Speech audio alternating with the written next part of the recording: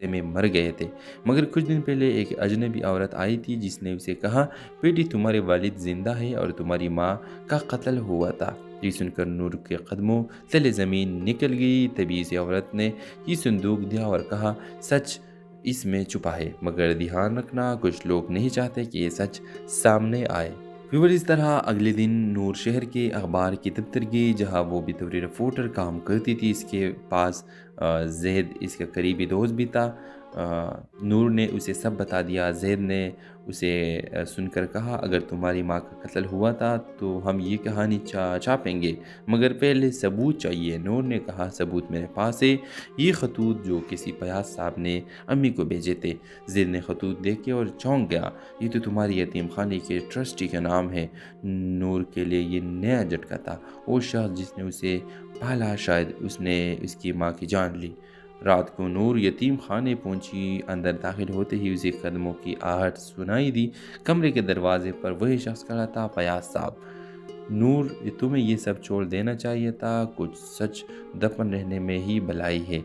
नूर ने लरजती आवाज़ में कहा, आपने मेरी माँ को क्यों मारा? फयाज के चेहरे पर नरमी आ गई। मैंने तुम्हारी माँ को नहीं मारा, बचाया था। तुम्हारी वालिद सियासत में ताकतवर इंसान थे। उन्होंने तुम्हारी माँ पर झूठा इल्ज़ाम लगाया और मैंने तुम दोनों को छुपा दिया। नूर के हाथ से संदूक गिरा। तो फिर मेरे वालिद? फयाज ने देर से कहा, अब भी जिंदा है और वो तुम्हें ढूंढ रहे हैं। नूर की आंखों से आंसू बहने लगे। इसी लम्हे जैद कमरे में आया। उसने सब कुछ रिकॉर्ड कर लिया था। कुछ दिन बाद अखबार के शासुर्खी थी, सियासत के पीछे छुपा एक राज, माँ की कुर्बानी, बेटी की जीत। नूर के चेहरों पर सुकून था। वो कब्रिस्तान में माँ की कब्र पर फूल रखते हुए बोली, अम्मी, मैंने आपका साया वापस पा लिया है। अब कोई अंधेरा नहीं रहेगा। हेलो वीवर्स, रात के वक्त हल्की बारिश हो रही थी। शहर के एक पुराने महल में बिजली जा चुकी थी। अंधेरे में एक लड़की जल्दी जल्दी दरवाज़ा बंद कर रही थी। नूर इसके चेहरे पर खौफ था, जिसे कोई इसका पीछा कर रहा हो।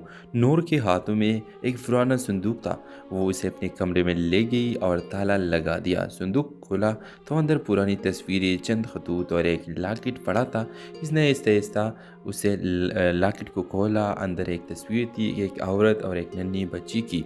नूर के होंठों से सिर्फ इतना निकला, अम्मी। नूर एक यतीम खाने में पली बड़ी थी। उसे हमेशा बताया गया कि इसके वालिदैन एक हादसे में मर गए थे।